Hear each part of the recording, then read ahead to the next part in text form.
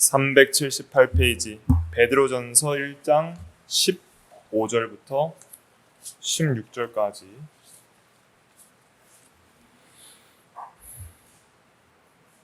두 절만 같이 읽도록 하겠습니다.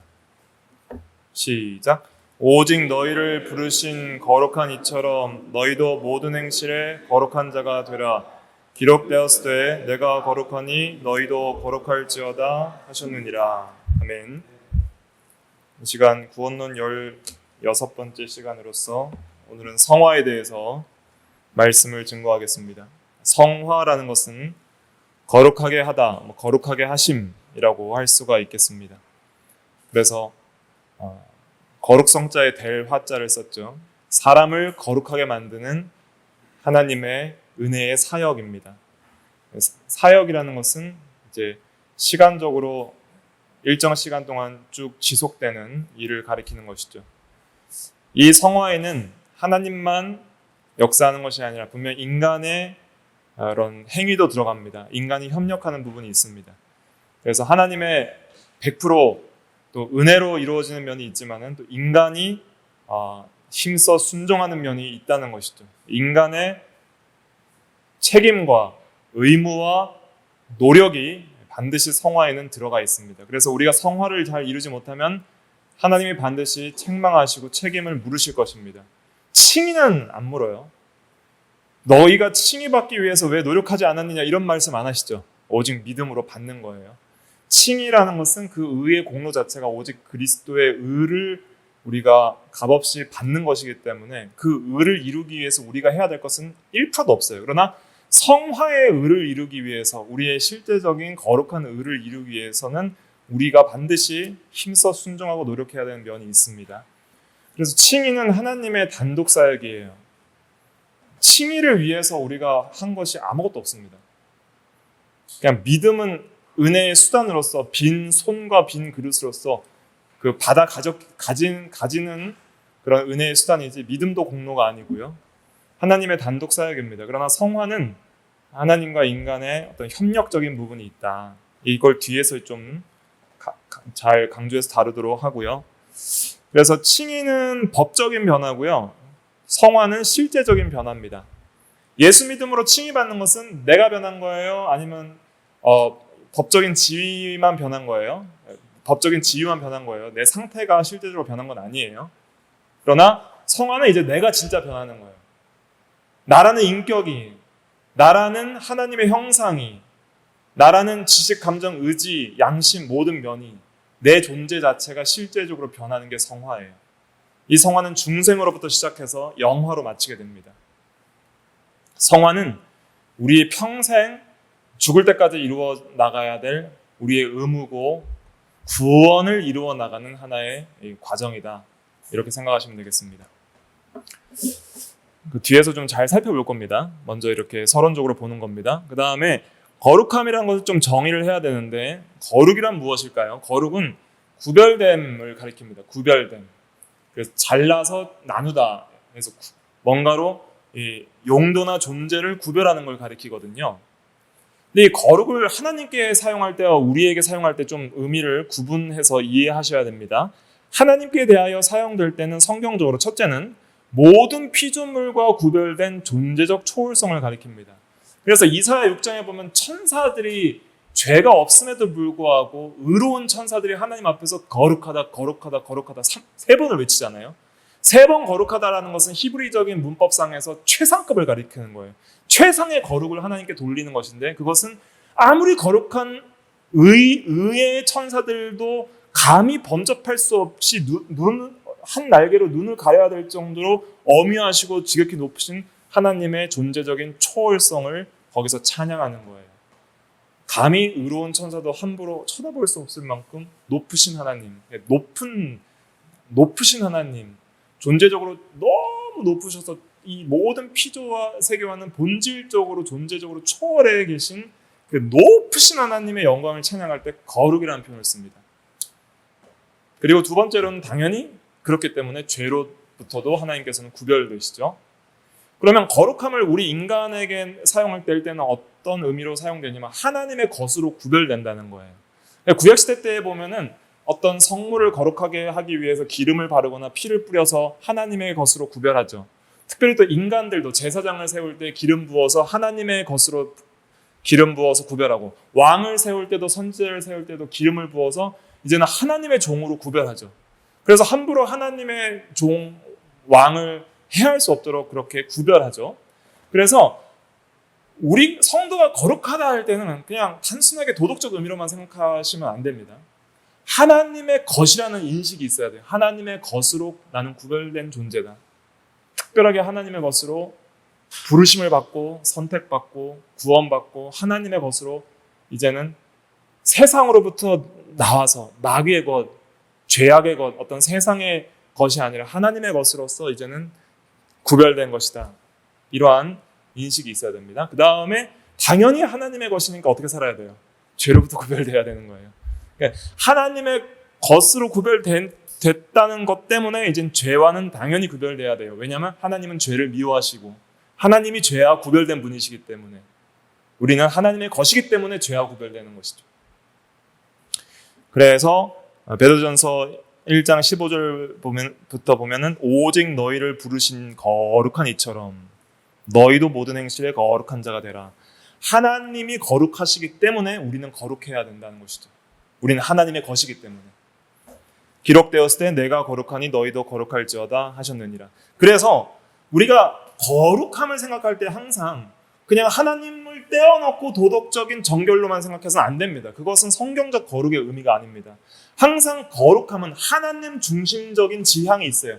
하나님 중심적인 지향이라는 것은 하나님 중심적인 거룩함을 추구해야 된다는 거예요. 항상 하나님 중심적인 거룩함, 하나님 중심적인 구원, 하나님 중심적인 순종. 그래서 나의 거룩함에는 하나님 중심이 있는가? 하나님이 함께 하시고 하나님을 향하고 하나님과의 관계에 있어서 우리가 하나님과 화목하고 하나님 앞에서 사는 그러한 정신이 있는가? 거룩함은 항상 하나님과의 관계에서 옵니다. 내가 하나님을 존경하고 경외하고 하나님을 찬양하고 영광을 돌리고 하나님을 사랑하는 그 모든 하나님과의 바른 신앙적 관계에서 나오는 모든 삶에서 거룩함이 추구되는 것이죠. 그래서 참된 거룩성은 하나님과의 관계에서 나오는 거예요. 내가 하나님의 사람이냐, 하나님이 함께 하시고 하나님이 기뻐하시고 하나님이 부르시고 하나님이 명령하시는 그런 하나님의 사람인가. 그래서 우리는 나는 하나님의 사람이다, 하나님의 자녀다, 하나님이 영이 함께 하시고 하나님의 거룩한 성전이다. 너희는 하나님의 성전인 것과 하나님의 성령이 너희 안에 계신 것을 알지 못하느냐. 누구든지 하나님의 성전을 더럽히면 하나님께서 그 사람을 멸하시리라. 하나님의 성전은 거룩하니 너희도 그러하니라 그랬잖아요. 그러니까 하나님과의 관계성에서 이 거룩이 추구되는 것입니다. 항상 이 중심을 잃지 말아야 됩니다. 그러면 이 중심을 잃으면 인본주의적 거룩, 자기중심적 거룩, 율법주의적 거룩 이런 것들이 추구되고 아무런 능력과 경건의 능력이 없는 경건의 모양만 있는 거룩을 추구하게 되는 것이죠. 참된 거룩은 반드시 하나님과 관련이 있다. 그래서 이제 게알더스 보스는 유명한 개혁주의 주직신학자 중 한 명인데 성경신학자이기도 하고, 거룩하다는 것은 하나님과는 상관없이 어떤 사람 안에 있는 어떤 것을 결코 의미하지 않는다. 항상 거룩은 첫째로 하나님과 관련이 되어 있다 하는 것을 반드시 기억하셔야 됩니다. 그래서 인간에게 있어서 거룩은 첫째 무엇으로 구별되는 거예요? 하나님의 것으로 구별됨. 이걸 꼭 기억하시기 바랍니다. 그래서 거룩함은 하나님을 향한 구별된 삶이다. 항상 하나님을 향해 있어야 됩니다. 나의 모든 삶 속에서. 그게 진짜 거룩이다 할 수가 있겠습니다. 그 다음부터 이제 진행될 내용들은 이제 웨인 그루뎀의 조직신학 책에 있어서의 성화의 내용을 좀 중심으로 제가 요약을 했습니다. 여러 책들이 있지만 이게 좀 제일 쉽게 쓰여져 있고 또 우리에게 적용할 수 있는 적용점들이 잘 설명이 되어 있어서 이것들을 좀 살펴보도록 하겠습니다. 우리가 이제 소명, 부르심, 중생, 칭의, 또 양자를 살펴봤잖아요. 그리고 또 회심, 회개와 믿음을 살펴봤죠. 이 모든 것은 이제 그리스도인의 삶의 시작이라 할 수가 있겠습니다. 신앙생활의 시작의 단계고요. 성화는 이제 뭐예요? 진행이에요, 진행. 그래서 성화는 특별히 이제 중생으로 시작해서 계속 진행되는, 거룩하게 되는 과정을 생각하시면 되겠습니다. 빨간색 글씨.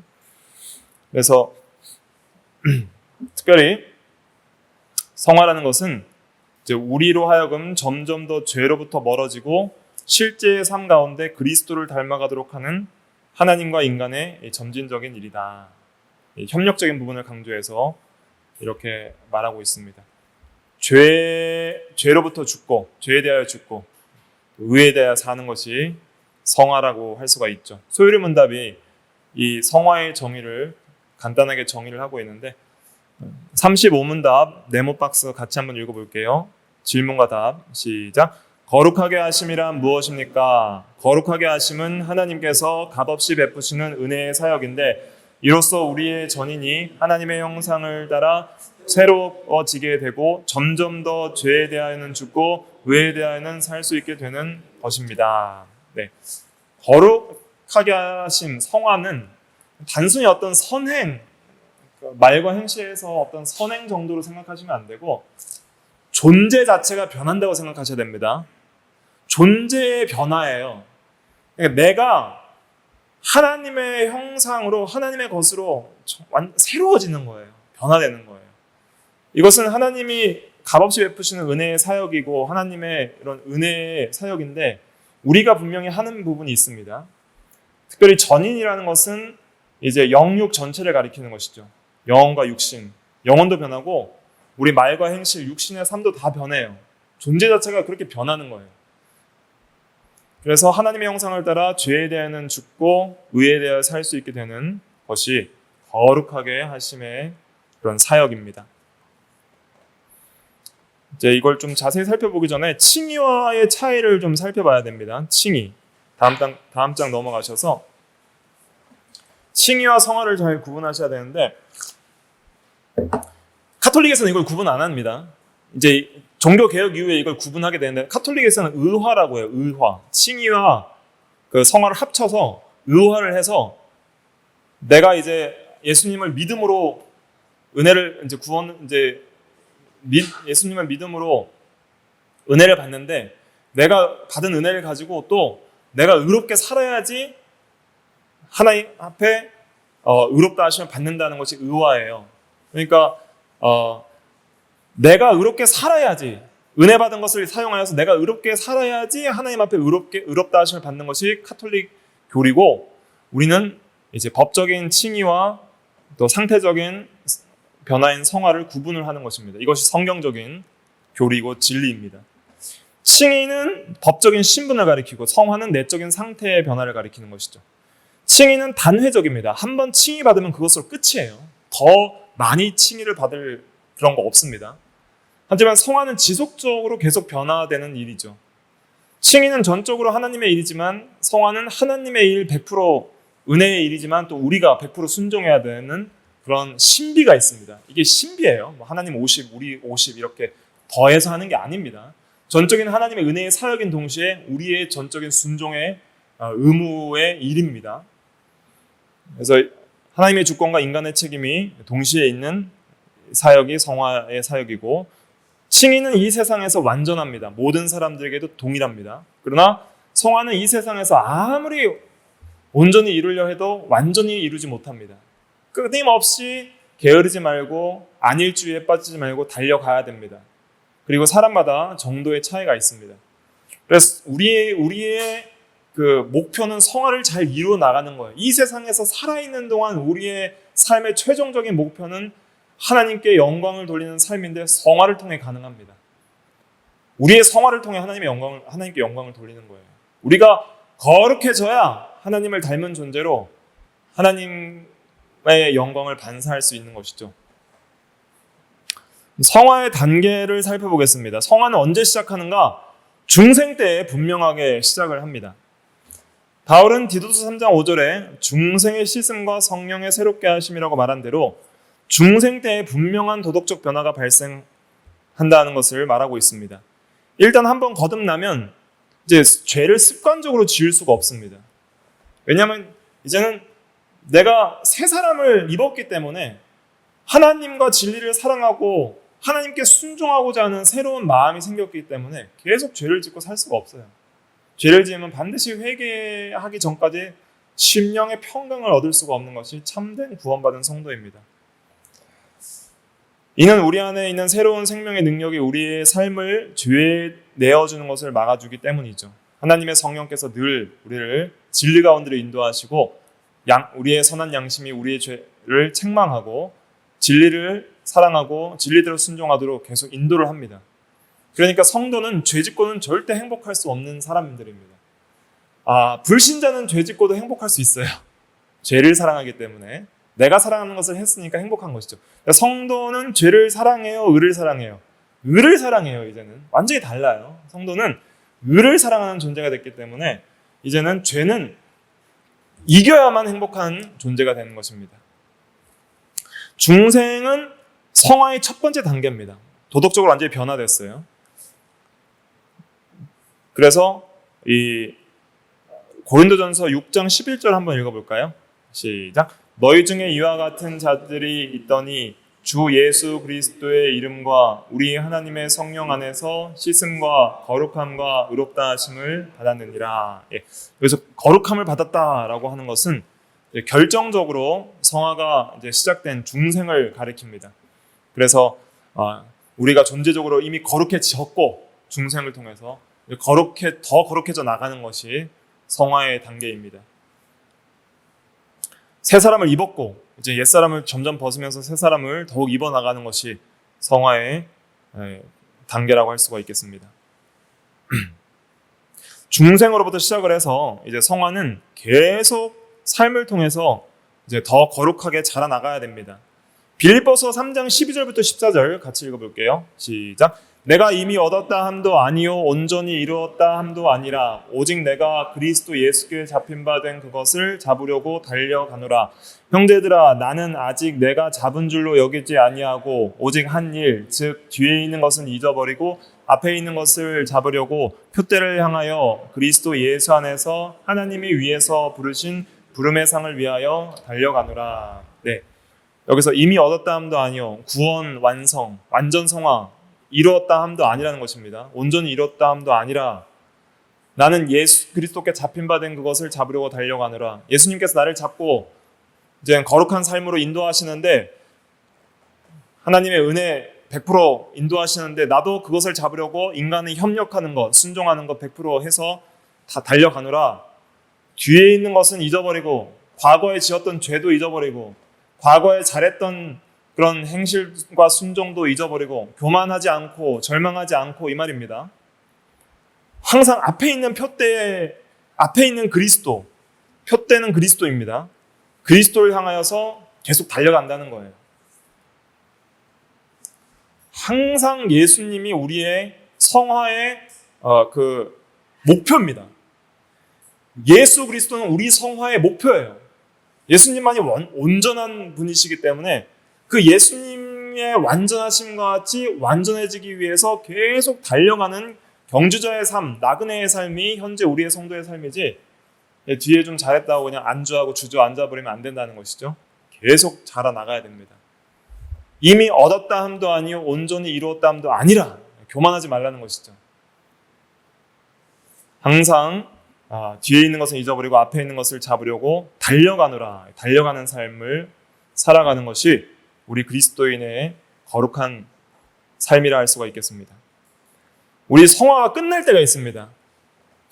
어둠 밤 쉬되리니 이제 낮에 일할 때는 열심히 일하라는 찬송도 있잖아요. 자, 우리가 성화가 완성될 때는 첫째, 우리가 죽을 때 우리 영혼이 완전하게 됩니다. 히브리서 12장 23절에 보면 온전하게 된 의인의 영들이 천국에 있다 그랬습니다. 하늘에. 그래서 우리가 죽을 때 우리의 남아있는 그 부패한 죄성들을 다 벗어버리고 이제 영화된 영혼만 천국으로 들림을 받는 거예요. 그래서 죽음이라는 그 것을 통해서 이제는 모든 죄를 다 씻어버리고 영혼만 영화됩니다. 근데 우리 육체도 영화될 때가 있죠. 언제예요?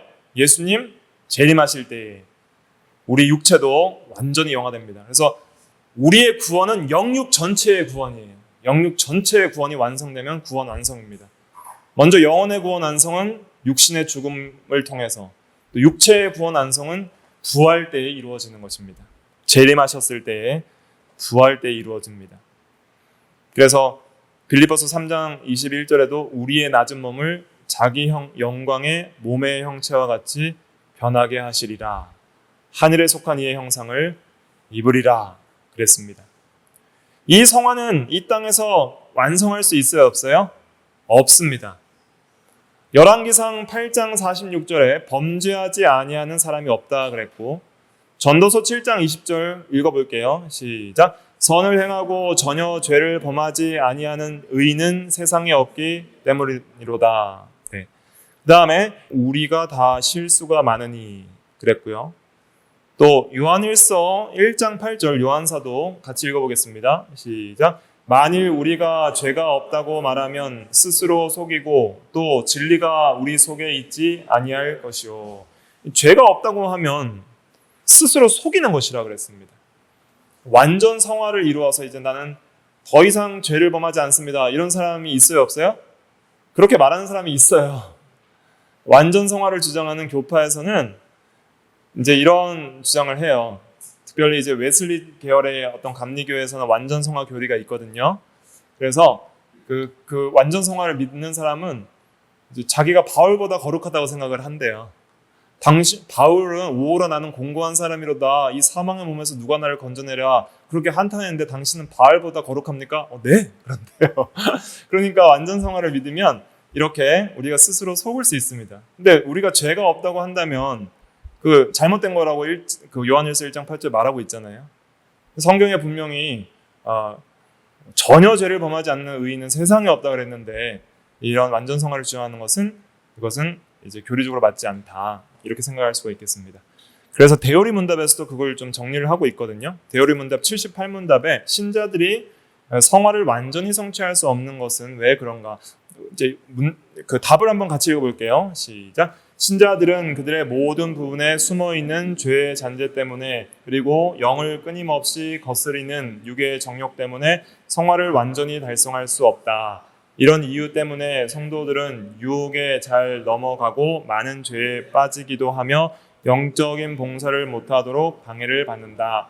그래서 신자들의 최선의 일도 하나님 보시기에는 불완전하며 더러운 것이 되는 것이다.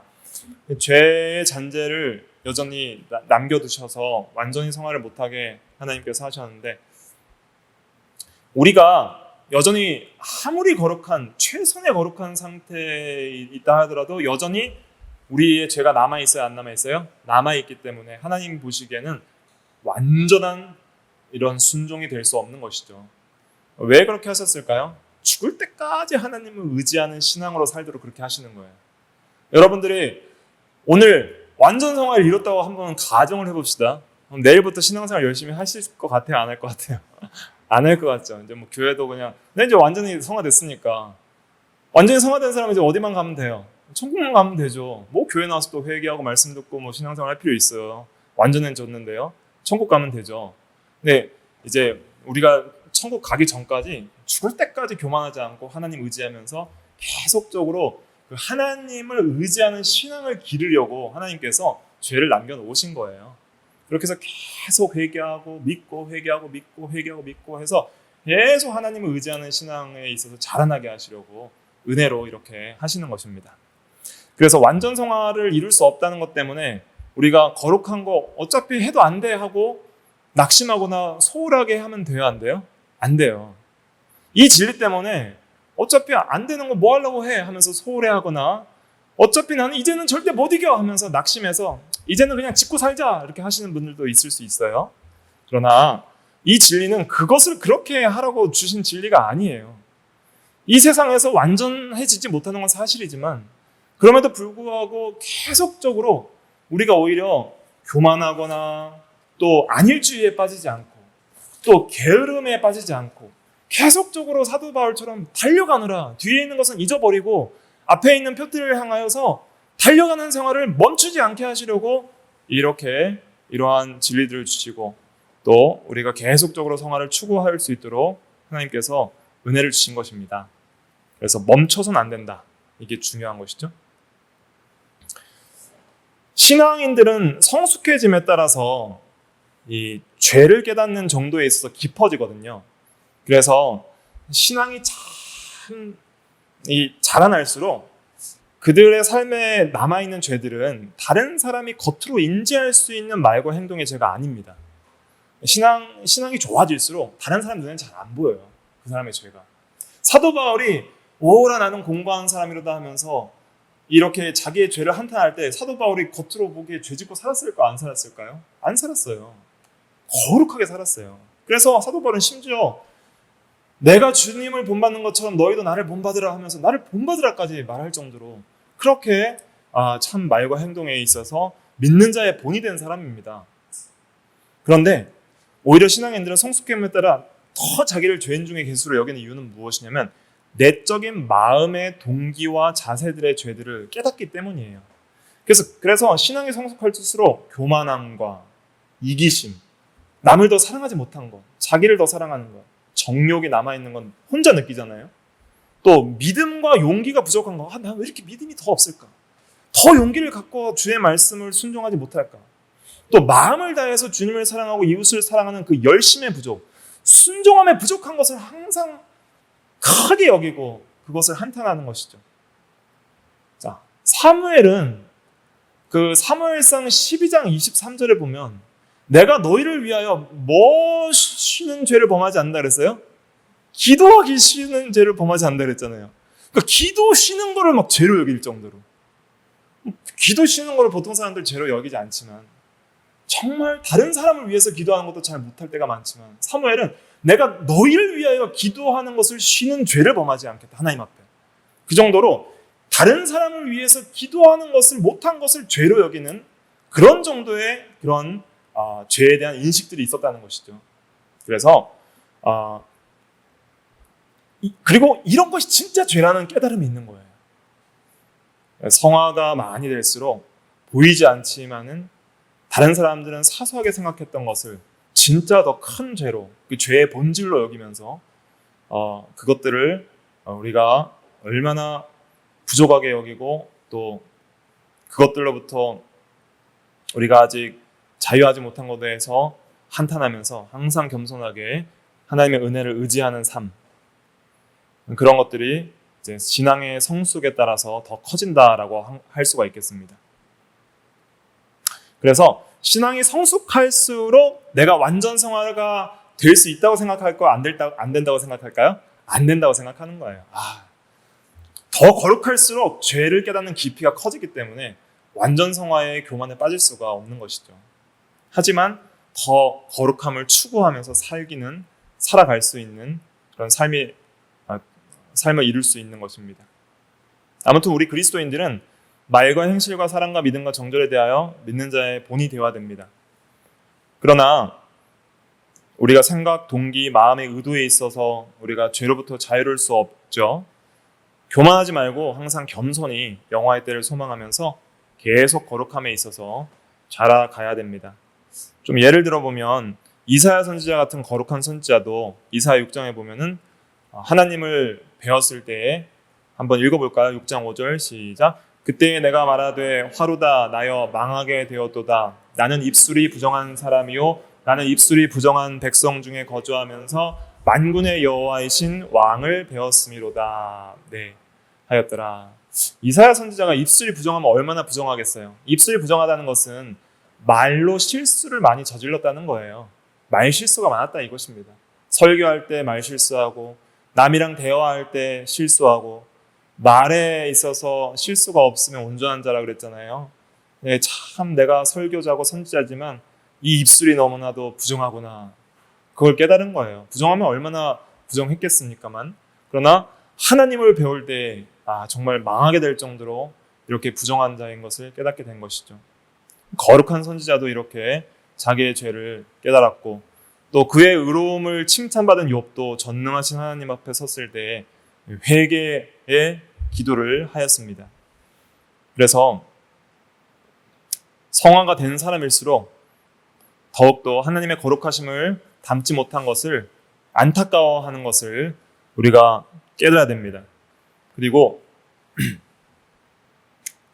더욱더 성화를 추구하는 것을 힘써 해나가야 된다는 것을 우리가 기억을 해야 되겠습니다. 그 다음에 넘어가서 이제 성화에 있어서 협력을 아까 서론적으로 말씀드렸잖아요. 그것이 이제 어떻게 이루어지는지 굉장히 중요한 내용입니다. 성화가 이제 실제적으로 우리 안에서 어떻게 이루어지는가, 이거 성경적으로 잘 이해하면 우리가 거룩한 삶에 있어서 이 진리의 지식이 우리를 하여금 거룩한 삶을 인도하도록 역사할 것입니다. 성화는 하나님의 일인 동시에 인간의 일입니다. 하나님의 일 먼저 100%인데 1번 보면은 성화에 있어서 하나님의 역할은 거룩하게 하시는 하나님입니다. 레위기 20장 8절 같이 읽어볼게요. 시작. 너희는 내 규례를 지켜 행하라. 나는 너희를 거룩하게 하는 여호와이니라. 자, 명령하셨죠. 하나님의 백성들에게 순종하라. 규례를 지켜 행하라. 거룩하게 살라 그랬죠. 근데 나는 너희를 거룩하게 하는 여호와이니라. 하나님이 거룩하게 하신다는 거예요. 순종해라. 내가 거룩하게 하리라. 거룩해라. 내가 거룩하게 하리라. 이렇게 하시는 것이죠. 그래서 하나님은 우리를 거룩하게 하십니다. 성화에 있어서 하나님의 역사가 중요합니다. 하나님의 인도 없이는 절대 거룩해질 수 없다는 것을 깨닫고 하나님을 의지하는 믿음이 필요한 것이죠. 또 기도가 필요합니다. 하나님, 우리를 거룩하게 하시는 하나님께서 우리를 거룩하게 하여 주시옵소서 기도해야 됩니다. 그래서 사도 바울은 데살로니가 전서에 보면 데살로니가 성도들을 위해서 기도했잖아요. 5장 23절 같이 읽어볼게요. 시작. 평강의 하나님이 친히 너희를 온전히 거룩하게 하시고 또 너희의 온 영과 혼과 몸이 우리 주 예수 그리스도께서 강림하실 때에 흠없게 보존되기를 원하노라. 예, 이렇게 기도하는 거예요. 거룩하게 하시기를, 또 흠없게 영혼, 몸, 전인이 거룩하게 되기를 원하노라. 이렇게 기도하고 간절히 소원했습니다. 그래서 성화에 있어서 하나님이 우리를 거룩하게 하신다. 특별히 성령께서, 거룩한 영인 성령께서 우리를 진리 가운데로 인도하시고 우리의 마음을 주장하셔서 지식, 감정, 의지, 양심 전체에 있어서 또 말과 행실에 있어서 우리를 거룩하게 인도하시는 하나님이십니다. 성령께서 그것을 이루시거든요. 그 하나님의 인도를 우리가 의지하고 기도하는 것이 매우 중요합니다. 그래서 믿음 없이, 기도 없이 거룩해지는 사람은 없습니다. 하나님의 은혜를 사모하고 기도하지 않으면 절대 거룩해질 수 없습니다. 진리의 지식은 많이 우리가 공부한다 하더라도 간절히 의지하면서 기도하지 않으면 거룩해질 수가 없는 것이죠. 그래서 성화에 있어서 우리의 역할이 중요한데요. 그리고 우리의 역할을 이제 두 가지로 나누었거든요. 소극적 역할과 적극적 역할이 있습니다. 둘 다 중요합니다. 두 개 다 같이 해야 됩니다. 하나만 하면 안 됩니다. 이 두 개가 다 이루어져야지 진짜 거룩한 삶을 살아갈 수 있는 것입니다. 자, 첫 번째 소극적 역할은 수동적인 면이 있는데 받는 면이 있습니다. 그 은혜를 받아야 돼요. 자, 은혜를 받으려면 내가 해야 될 게 있어요.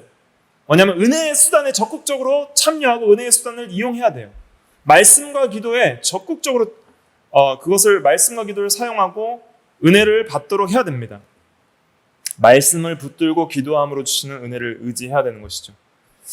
그래서 빌립보서 2장 13절과 12절은 성화에 대한 하나님의 역할과 우리의 역할을 잘 구분하고 있는데 2장 13절 같이 읽어볼게요. 시작.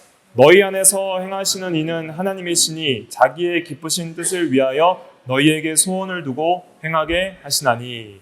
하나님께서 기쁘신 뜻을 위하여 우리에게 소원, 원함을 주셔서 행하게 하신다 그랬습니다.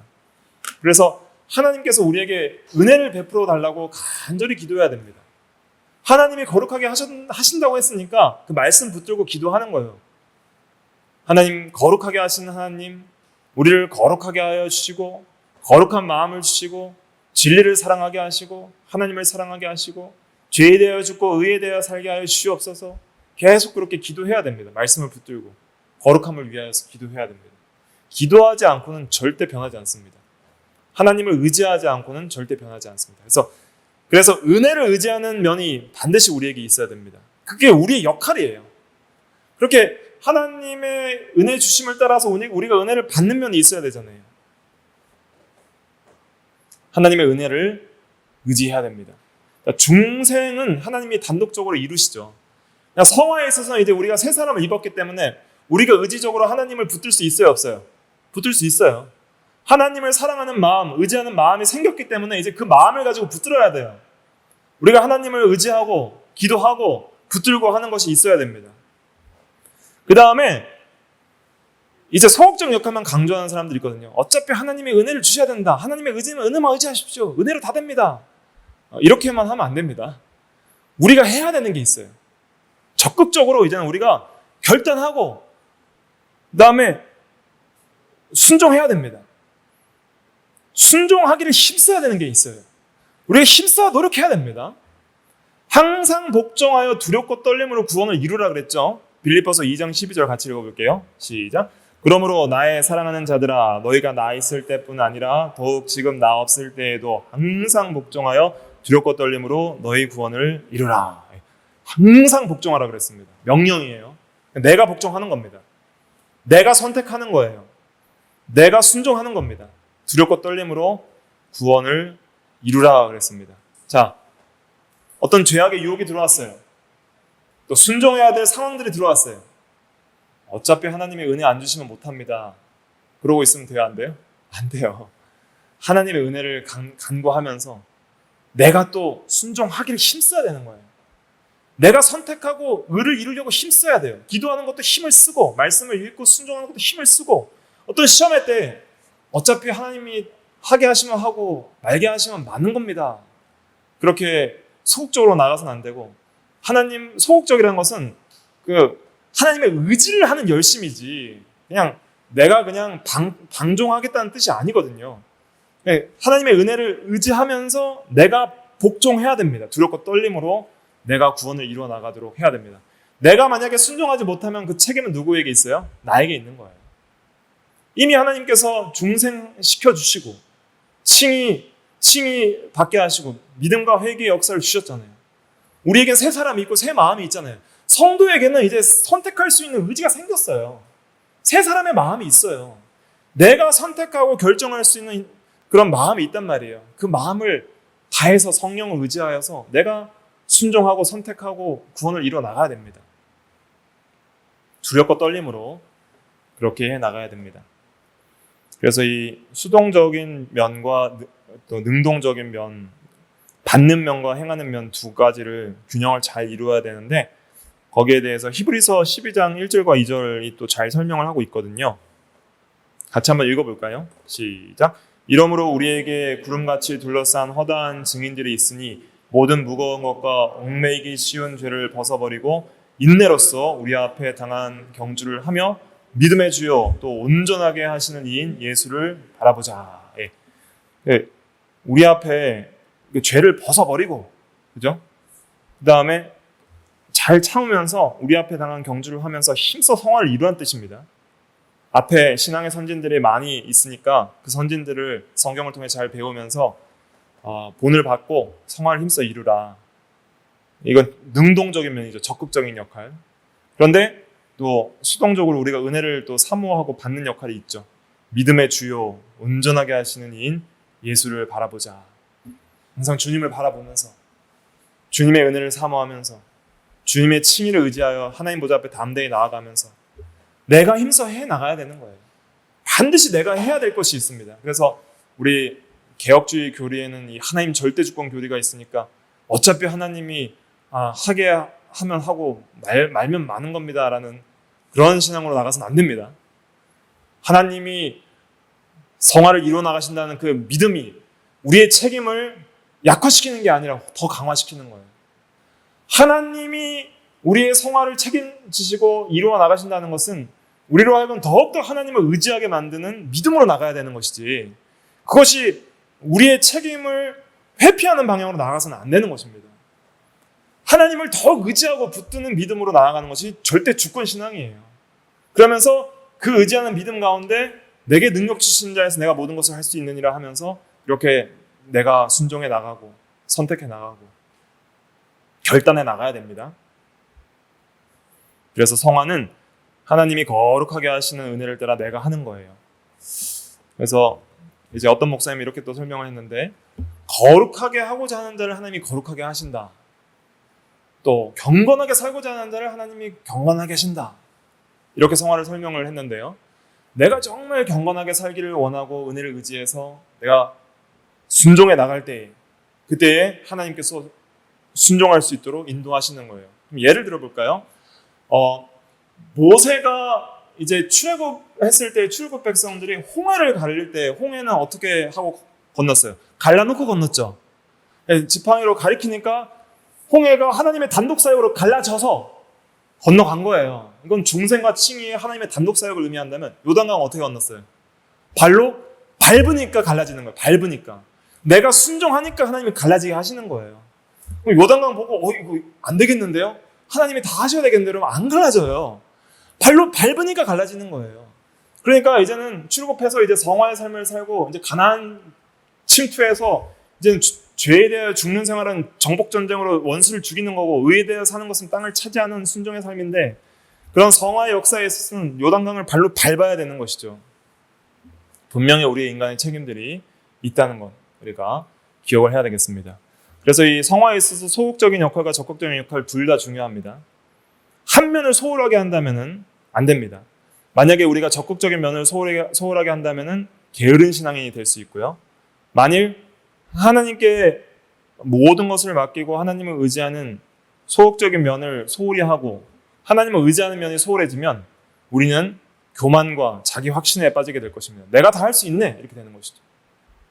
자, 이스라엘 백성들이 가나안 백성들을 어떻게 점령했습니까? 순종으로 점령했거든요. 믿고 순종하고. 하나님이 가나안 백성들을 다 물리쳐 주실 거 믿습니다. 그리고 가만히 있었어요? 아니면 나가서 싸웠어요? 나가서 싸웠죠. 근데 어떻게 싸웠어요? 하나님 말씀대로 순종했죠. 여리고성을 어떻게 했어요? 하루에 한 바퀴씩 7일 동안 돌라. 7일째는 7바퀴 돌라. 그러니까 매일 순종, 7일 동안 매일 순종, 그리고 완전 순종.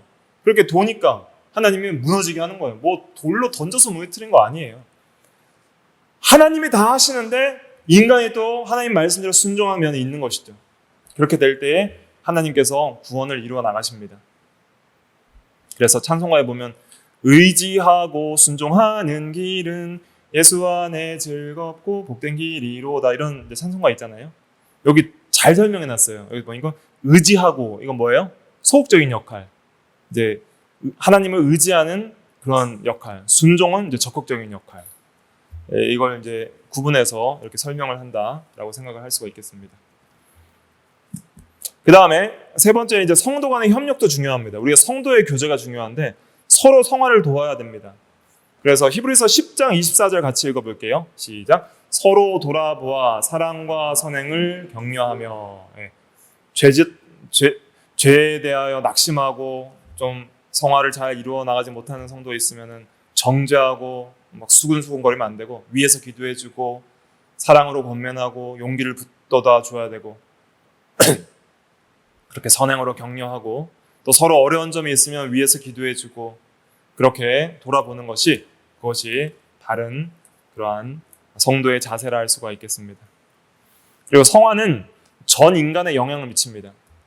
지식적으로 하나님을 아는 지식에 있어서 자라나야 됩니다. 지식만 있다고 거룩해지진 않지만 지식 없이 거룩해지진 않습니다. 게으르고 성경 진리에 대한 연구를 게을리하고 진리를 사모하지 않는 사람 치고 거룩해지는 사람 없습니다. 항상 성화에 있어서는 하나님을 아는 지식에 있어서 자라나는 면이 동반됩니다. 그러니까 진리를 사모해야 돼요. 그냥 성경 전혀 배우지 않고 뭐 앉아서 기도만 오래 한다고 성화되는 거 아닙니다. 아브라함도 하나님을 아는 지식에 있어서 오랜 세월 동안 자라갈 때 거룩해져 나갔던 것이죠. 감정적인 면에 있어서도 사랑, 희락, 화평, 오래 참은 면에 있어서, 또 세상을 사랑하지 않는 면에 있어서 자라가야 됩니다. 의지면에 있어서도 순종을 결단하는 능력에 있어서 자라나가야 돼요. 하나님의 뜻대로 선택할 수 있는 힘에 있어서 자라나가야 돼요. 예수님께서도 이전을 내게서 지나가게 하옵소서, 그러나 나의 원대로 마옵시고 아버지의 원대로 하옵소서 하면서 자기의 뜻을 아버지의 뜻에 복종시키는 기도를 했잖아요. 처음에는 순종하고 결단하는 것이 잘 안 됐던 우리의 의지가 이제는 너무 순종하기 쉬워지는 의지로 자라나가야 됩니다. 사드락 메삭 아벳느고가 풀무불 앞에서 우상 숭배의 죄를 범하지 않는 것이 얼마나 쉽게 될 정도로 나아간 것은 그가 그 이전부터 우상을 철저하게 버리는 순종의 삶을 살아왔던 열매가 거기서 맺히는 거예요. 평소에 기도 안 하던 사람이 다니엘처럼 사드락굴 앞에서 기도할 수 있어요, 없어요? 안 되는 거예요. 평소에 했던 것이 그 결정적인 시험의 때에 꽃이 피는 겁니다. 그러니까 의지도 계속적으로 자라나가야 되고요. 그 다음에 육체적인 면에 있어서도 말과 행실에 있어서 거룩해져야 됩니다. 우리가 성도들이 경건한 말, 또 경건한 행동들, 그런 것에 더욱더 힘을 써 나가야 되는 것이죠. 네, 여기까지 하고 마치도록 하겠습니다. 기도하겠습니다.